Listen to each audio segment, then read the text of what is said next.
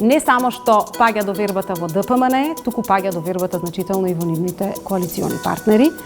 Истиот обвинител, кој што пред неколку месеци даде позитивно мислење за TOEFL сертификатот на Бојан Христовски, деновиве беше унапреден во виш обвинител. Ако тоа не е доказ за сериозна корупција. ВМРО ДПМН вели СДСМ се очени, немаат кандидат за метрополата, никој не сака да се напати. Очајни се резултатите на ДПМН и Мицкоски во изминатата година како власт.